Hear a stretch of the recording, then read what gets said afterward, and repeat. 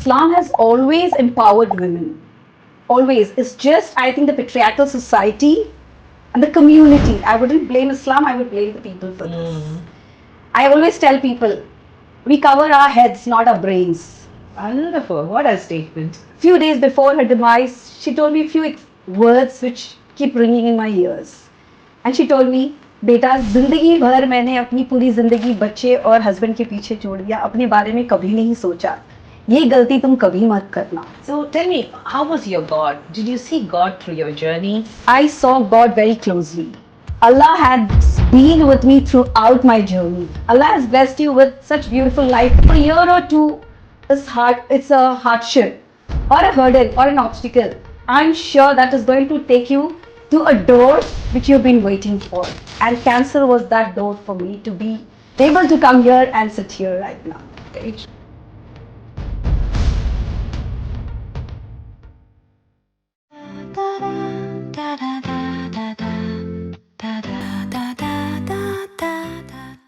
Hello, I am Minama and I am a storyteller and a trainer. I wish to share my chats with inspirational people around me on varied topics of global interest with the hope that my audience may design a better life from these episodes. Each talk is an inward journey. Come, travel with me today to meet an extraordinary human being, but do watch the episode till the end and subscribe to Meet Meenam on YouTube, Instagram, and other handles. I will be pulling out short clips and exciting reels on this very episode for you to get to valuable insights in lesser time. The hijab has been embroiled in all types of controversies in the past few years, and the social media is full of opinions and perspectives. I'm also sure that some of you may think that the hijab may be a restraint to one's freedom of body, freedom of mind, freedom of soul. What if I told you that here in this amazing person is a hijab owner who's a certified personal trainer, a certified nutritionist, a Reebok certified Pilates instructor, and today the founder of Fit with Fab, an all women's functional gym. She's also the founder of the Vastra Bank, Vizag's first thrift store.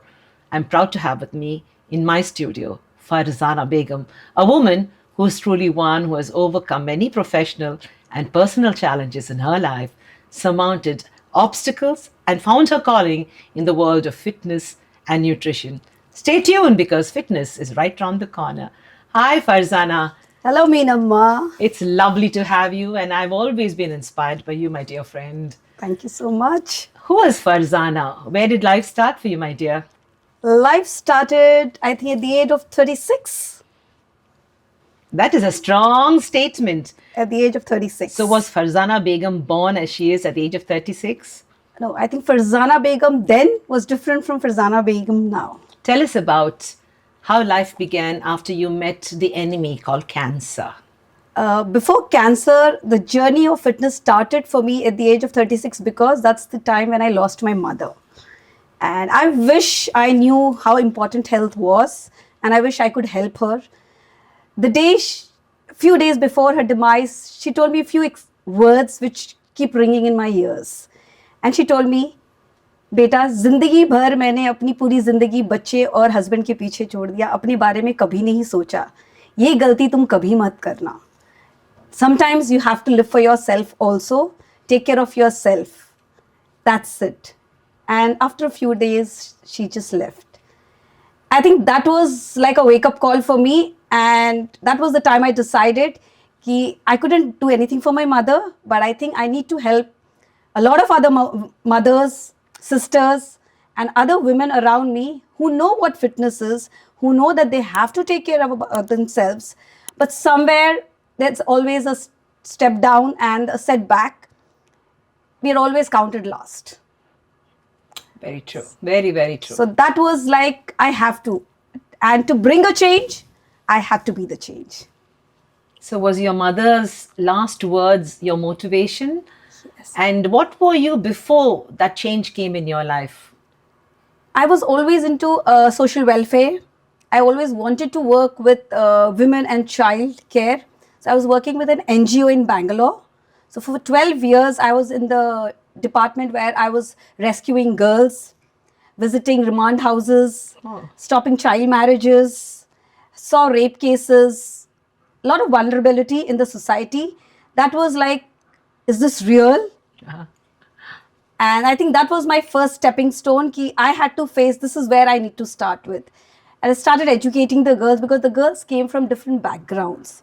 Some had witnessed criminal backgrounds, some witnessed their fathers committing heinous crimes, and coming into a place where they're not heard, they cannot voice their opinion because everybody treats them like crap. So when I went as a volunteer, I just walked in as a volunteer. I mean, the girls just touched my heart. It was difficult in the beginning because they didn't want to talk to me. They had their own temper tantrums. They're very rude. But I knew there's suppression of childhood depression and a lot of other childhood memories that they've been taking forward. And I knew this is the place where I need to begin. And being the mother of a daughter, I think I first needed to be the mother to these girls. Oh, wonderful. Yes. You know, you're the first girl with a hijab in my studio, and I'm so proud. Your the beautiful radiance around you, your green color, the month of fasting, the purity with which you sit in front of me. But you know, for many of us, a Muslim girl is always thought of as a very orthodox person with very conservative ideas. Your cultural background as a girl of Muslim origin. Tell me more about it, and are you different from everybody else? Imagine a girl with a hijab walking into an area where activists or social reformists are. It's a very unique signature for you. How did your culture make you stand out in a crowd? Do you find yourself different? No, I think Islam has always empowered women. Always. It's just, I think, the patriarchal society and the community. I wouldn't blame Islam, I would blame the people for this. I always tell people, we cover our heads, not our brains. Wonderful. What a statement. So we are equally empowered like any other women. We want to be educated, we want our rights, we want our freedom, but all in the light of Islam. And Islam never stops any woman from educating herself, gaining knowledge, or starting a business of her own. Very true. You know, a few years ago, there was a big hullabaloo about in Karnataka about the hijab and why girls in schools, Muslim girls, were wearing a hijab and it was not part of the uniform. And, the whole country broke up into different religious factions. What was your opinion on that case? I mean, I felt it was over action and over exemplified. But as a Muslim girl, being a mute spectator to the Indian scenario, how was your reaction that day? See, I think women's attire has been always in question. Whether you are in a sari, you wear jeans, you wear a skirt, you wear a hijab, women are always questioned about the choice of clothing. You blame the rapes, they blame the women. Yes. It's always about the women, the way women are dressing. Why? Why can't men lower their gaze Correct. and let the women wear what they want to wear? You stop looking at them, stop praying at them. So yes, that was something I think was overwhelming for me as a hijabi because everybody started looking at us like, why? You shouldn't be here. This is not your country. So these were the questions that were thrown at us. This is our country and we all women have the right to wear what we want. Very true. Now, people might wonder, why is Meenamma talking so much about the hijab and not about the woman? But that is where the story starts. Today's episode is dedicated to women in the hijab who have stood up. Now, you are a fighter, a true fighter. You are actually a torchbearer for fitness and health. I would never imagine a woman in a hijab pulling weights or doing a workout session with her hijab. Now, tell us that story. Where did it start for you, your fitness journey? So when I started fitness in Vizag, there were a lot of setbacks for me. Nobody wanted to give me a placement in their gyms because obviously I was a hijabi. So there were a lot of questions raised. So people thought my hijab is going to be an obstacle. And I wanted to make my hijab my statement, Yes. my style. And that's what made me hijabi trainer Farzana Begum. But did you find any problems when you started? It's not just you started your own studio. Did you find any difficulties? Did Yes. people find it difficult to reach out and understand your philosophy? Yes, I did face a lot of flags from the society, from the community. Um, Nobody was ready to give me the space. Nobody was ready to enroll under me because fitness is perceived as a glamorous world. Correct. So I wasn't glamorous according to them. But for me, fitness is all about knowledge and how you help your clients come out of the miseries or the problems they are into. So that's what fitness is for me. So yes, I did face my own set of obstacles, and since nobody gave me a place, I had to create a place. So I started off from the beach road right opposite the aquarium. So I just took a few of my friends, few families, and I said, "Are you ready to train with me?" And they said, "Yes, if you believe in yourself, we believe in you." And that's how my journey started on the beach road. From there to here, it is a spectacular journey, I would say. And I'm grateful to the women of Vizag who have been strong pillars in this entire journey. Amazing. Now, before I get into your fitness and your health journey, many of us did not know that you were a blood cancer survivor. Sometimes life is cruel. God doesn't discriminate, and every religion goes through it. But tell us about your journey, if you would like to talk to us about your cancer journey, and what was your mindset, and how did that change your opinion on health? See, I say fitness was a vision that gave birth because of losing my mother. And cancer, I wouldn't say it was an illness for me. It was a learning for me. Wow.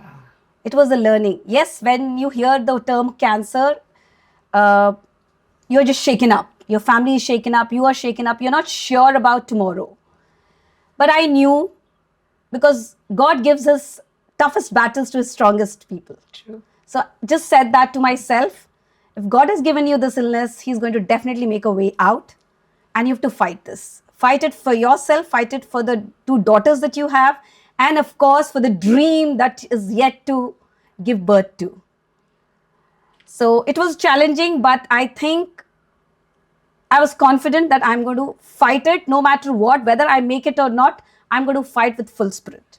At what stage did you find yourself first time with your cancer?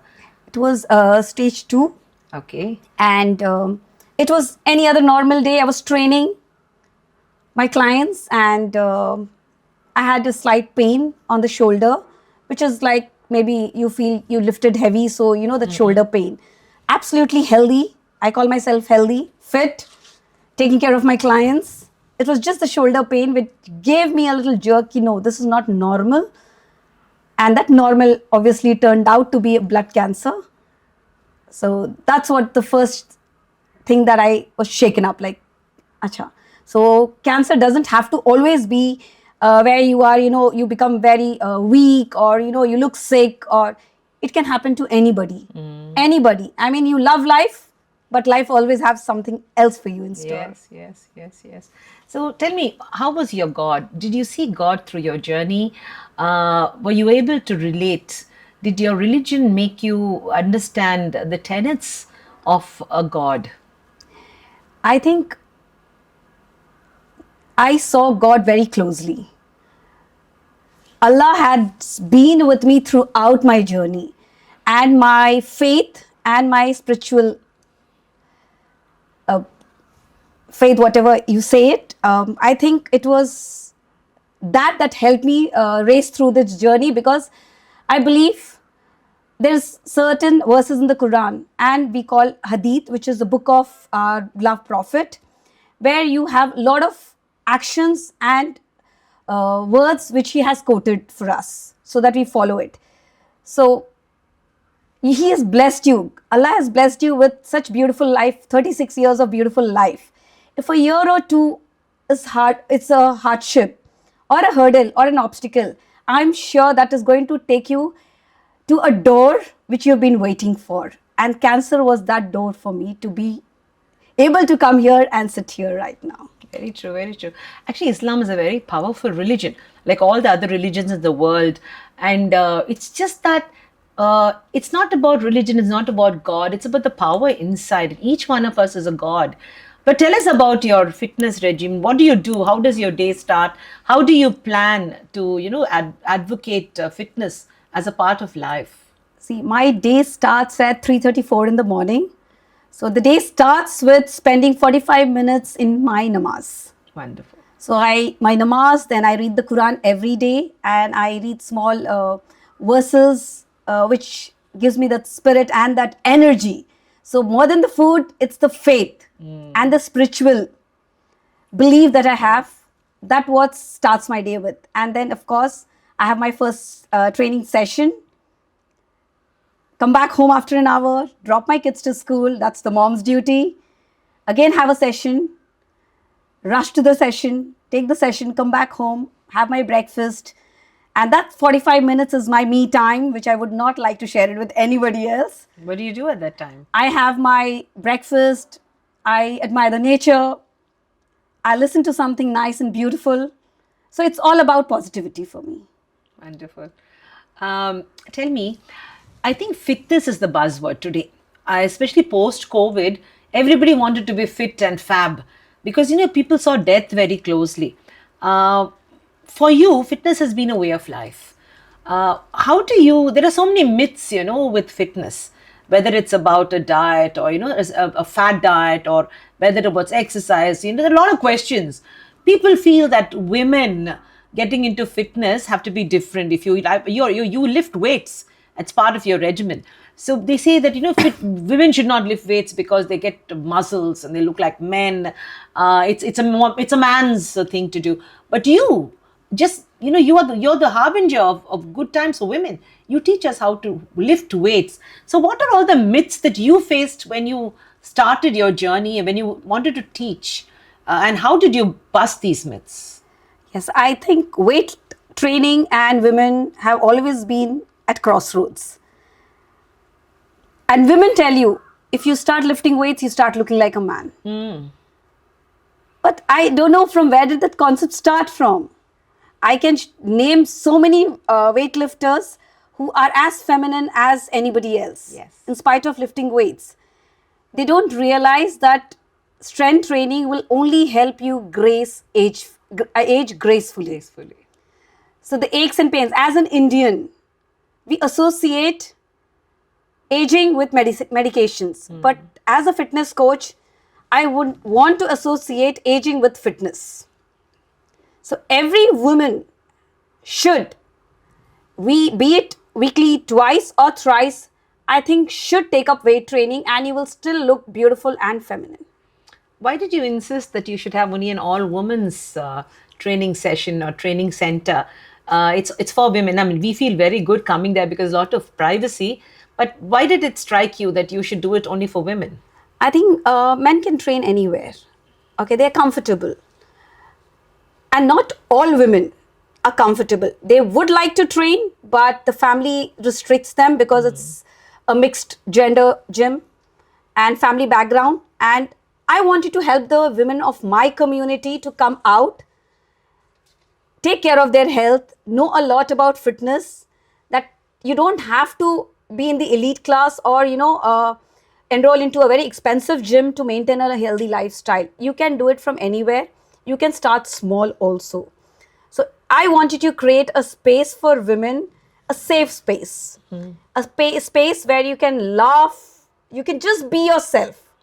So that's the place I always dreamt of, and that's what Fit with Fab is. What is the cross section of your clientele? The age groups, the kind of people who come to you? Are they like wannabe brides, or they want to be smart women, or who are the kind of people who come to you? So I have trainees starting from the age of 15 to 75. Yes, I do get mothers getting their daughters, 10 days, 15 days, mein shaadi hai, please. Yes. So I tell them right away, I'm sorry, I'm the wrong person. You need to go to another place. So they're like, nahi, we want to come here. Then I said, then you have to stick to it for life. It's not just because your daughter has to get into a particular lehenga, or maybe you want to go on a international cruise or a holiday. That's not fitness. Yes. You have to make it your daily routine, like your brushing of your teeth, or like taking your shower every day. That's how fitness should be. So that mindset change took a lot of time, because I just don't take people, I just don't take women. I first sit with them, understand their mindset, what exactly fitness is for them. Take my own time to make them understand that fitness is about spiritual, mind, body, and soul. Yes. To think good, to be good, to feel good, and to do good. Do good. Yes. That's wonderful. fitness. That's fitness. Fabulous. So, what do you recommend about food, about the water content? There's so many things flying around, you know. So, what does Farzana say to her clientele normally? How do they eat? How do they live? How do they breathe? How do they work out? So first thing I tell my clients is to learn to say no. Ah, Learn to say no. It can be food, it can be an environment. correct. So that's mindset change. Because sometimes, no matter how much you train, if psychologically, mentally, if you're not fit, True. your fitness journey is incomplete. So first thing is you have to learn to say no, and that starts from home itself. Something is bad for your health, say no. And educate your family also about it. We are living in an Indian society where every celebration is about food. Food. Yes. Yes. Everything about is food, success, failure, everything is about food. Why can't it be something else? Why can't we celebrate health? True. Why? And I think health is the most expensive gift right now we all have. True. It's not about the cars, it's not about the clothes, it's not about the big house, it's about your health. And we saw it in the COVID itself. True. So that's what I educate my clients about. And since a lot of my clients are in joint family, I tell them moderation is the key. Moderation is the key. You can eat everything, provided you know where to stop. Provided where to stop. I know Indians love their sweets, love their rice. I love my sweets and rice as well. But I know that this is what I'm done, and I'm done with it. So I think educating your own self about it, okay, I think I'm done. And often we mistake hunger with thirst. So a lot of my clients say, शाम को 4 बजे भूख लग जाती है, क्या करे? I said, that's not obvious. First of all, the culture of the snacking, it's we who developed Cultivated it, yes. Cultivated it. Snacking was never there. And I think 3 meals with the kind of life we are all living, where everything is available right with a button, you are not working hard. We are all having a very sedentary lifestyle. So food also needs to change. What you could digest or what you could eat 10 years back may not be able to, go into your tummy after 30 years. It might get difficult. So with age, with environmental factors, with a lot of plastics that are available, you have to know where to stop and what to stop. True. In 2022, I remember you receiving an award for the best woman entrepreneur in this city. I was very happy. I must have clapped the loudest, because people recognize a fitness guru as an entrepreneur. It is a business. You actually, in a very corporate way, you have batches of people coming. It is not about getting on and getting to exercise. It is about running a business professionally and actually taking careers ahead. So you have also employed people. You also put people on the track. How does it feel to be an entrepreneur? I think a woman being an entrepreneur is powerful. Yes. You feel strong because you're just not creating a stage for yourself, but you are allowing the other girls to dream. When she can, we can too. Very true. So it feels proud, and it's overwhelming for me that I dreamt it and it happened. But how do you handle this? How do you balance? Now you're a mother of 2 kids, growing kids. You have family, you have work, plus you have to run a business, you have to do accounting. In today's world, everything has to be up to the pin accounted for. How do you balance it? How do you stay motivated, Farzana? I think motivation is not everyday task. Sometimes, like everybody else, even I'm demotivated. I'm like, acha, aaj bhi jana hai gym? And nahin, I think I'll take a break. sometimes when you're tired, when you have too many roles, juggling between roles. But then I'm like, no, you know, you are dream of so many women behind you. And you have two strong daughters growing up. They need to be two strong women who might do much more better than me tomorrow. So at least for that, I think I should just get up and just go.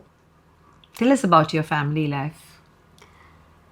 I think my family is quite understanding. Yes, highs and lows are always part of life. My daughters have been the strongest pillar. I think they knew from a very young age that my mother has a lot of dreams. But at the same time, she's always on time for PTMs, always on time to pick up the kids, always on time if the children have a party to attend. They know the mother is always there with them. True. The family needs me, I'm always there. I make sure that I balance myself in such a way that tomorrow my work doesn't become a problem. So if my friends need me, I'm always there for my friends. The society needs me, I make sure if the society really needs me, I should be there. What advice do you give to individuals like you who might have taken a back seat after, a disease or, maybe a bad marriage, women, going through their problems, especially postpartum? A lot of women go through depression. They think life is over because their child just takes over. What is the kind of advice do you have for these women to stay fit and motivated? See, I think we need to start talking about mental health. Because of late, we see a lot of mental health cases among the young, among the postpartum mothers, working professionals. In that case, even business people who are managing business.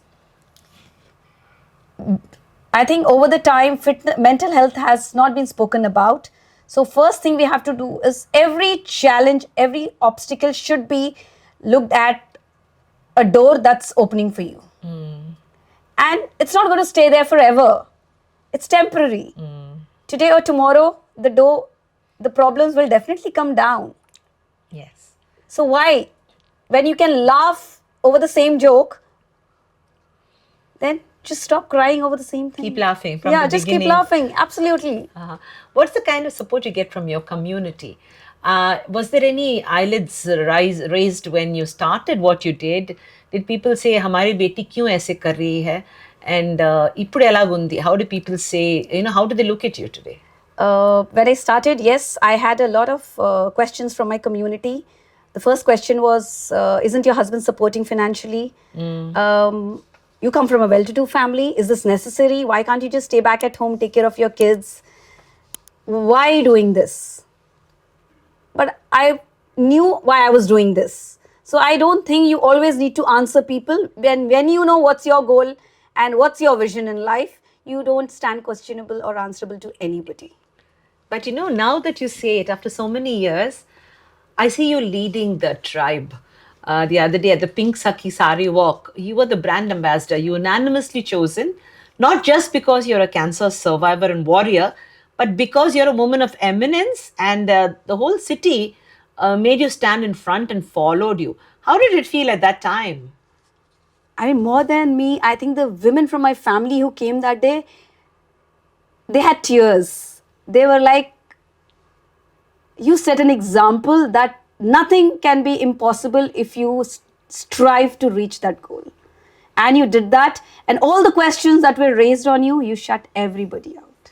Yes, I saw a lot on Instagram where people were cheering for you, and it was so inspirational. In fact, I got goosebumps when I saw so many women with hijab standing in that line. So there were so many sisters who came, daughters who came, wearing the hijab, and they were just one of the beautiful women on the beach road. I think it was wonderful. What are your future goals for yourself? Future goals, I think I will be completing 5 years of Fit with Fab on Women's Day. Wow, that's incredible. Congratulations. That was something I dreamt of. I started off in the midst of COVID. So to be able to complete 5 years was my first goal. And from here, I just need to get better. And I want my women community to become stronger and know that self-love, self-care is more important than anything else. Wonderful. So this is what I want to educate my women. You're also part of this very beautiful project called Vastram Bank. I think it's Vizag's first thrift store. Tell us about Vastram Bank and how it happened. So when I was working with this NGO in Bangalore, we used to wait for donors to donate food, clothing, everyday grocery. So the head of the NGO told us, why do we have to wait for the donors all the time? Why can't we do something? So a lot of people donated clothes. Some were oversized for our girls. So that's where this idea of, washing them and reselling it started. And when COVID started, we knew how COVID was. A lot of clothes, a lot of shopping stopped, and a lot of clothes started coming coming in, out. yes. Yeah. So that was, then it struck, I think I can bring that idea even in Vizag, because we have so much to give away, and we give away to just people who don't even appreciate it.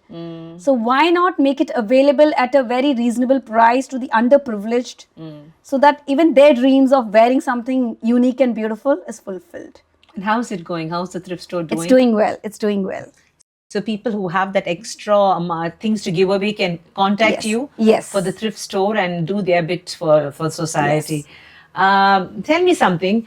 What are the stereotypes that you still find in society? You're still there. You're walking in the crowd. What are the stereotypes that you find still, which you think have to change overnight? I think even today, the hijab is still in a question. Yes. So that people will, I think, over the time start changing. And now the stereotyping is against strength training.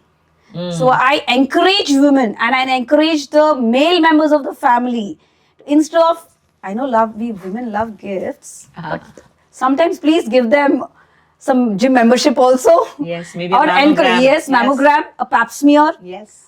Or just take them for that yearly medical checkup, or give them, a life membership of something that they loved doing when they were young, like maybe a dance class that they wanted to, maybe a hobby that they wanted to start off.